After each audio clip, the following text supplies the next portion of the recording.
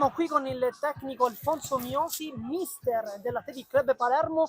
Ancora un'altra sconfitta in campionato, questa volta con il risultato di 3-2. Le chiediamo, mister, cos'è successo nel primo tempo dopo il vantaggio firmato da Giuliano?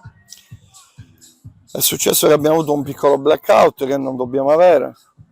Io continuo a dire che siamo un cantiere aperto, siamo partiti bene, abbiamo fatto i primi 15 minuti belle trame di gioco, siamo andati in vantaggio, il loro portiere ha fatto un altro paio di miracoli. Poi siamo calati un poco di intensità, siamo arrivati a 5 falli, cosa che io avevo detto di cercare di evitare.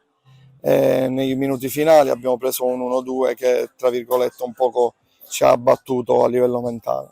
Nonostante questo, nel secondo tempo poi abbiamo provato a riprendere la partita. Oggi doppietta per Giuliano, sempre più protagonista con questa maglia, ma non crede che forse anche gli altri attaccanti, gli altri laterali forse devono cercare un po' più la conclusione? Giuliano l'ha trovata con grandi movimenti, forse sarà qualcosa sul quale lavorare in settimana? Sì, dobbiamo lavorare da lunedì. Io dico sempre ai ragazzi che per portare una vittoria a casa bisogna dare il massimo. Onestamente oggi hanno dato tutto, però non siamo stati cinici sotto porta. Nel secondo tempo credo abbiamo preso solo quel tiro della ripartenza e forse una parata del nostro portiere.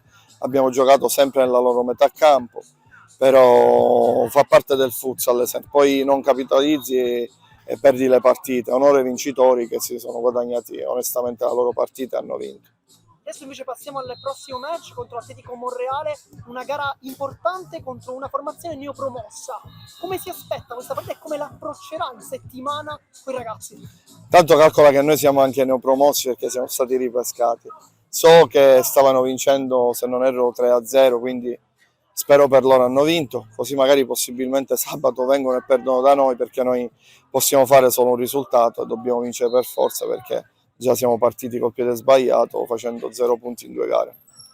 Con Rosario vada là, sconfitta per l'Athletic Club Palermo contro comunque una squadra esperta di categoria come gli 89ers. Che partita hai visto?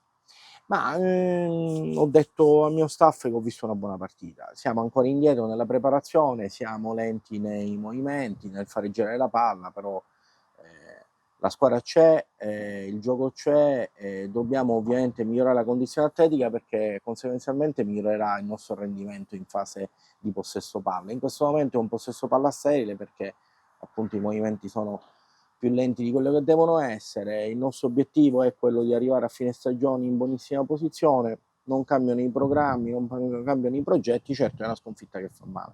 Dicevamo la volta scorsa anche quando c'è stata la presentazione della squadra Villani-Scemi che da un canto sì è vero, la squadra ha ancora il cartello dei lavori in corso in bella mostra, però come dicevi anche tu, essendo un campionato molto corto, partire in ritardo rischia di essere un problema rispetto a quella che è la tabella di marcia. In ogni caso però la squadra sembra poter crescere anche perché alcuni giocatori devono ancora entrare bene nei meccanismi. Hai detto tutto tu, ti confermo tutto quello che hai detto, siamo sereni nei programmi societari, nella tabella di marcia, però sicuramente questi punti persi pesano molto in un campionato, come dicevi tu benissimo, corto.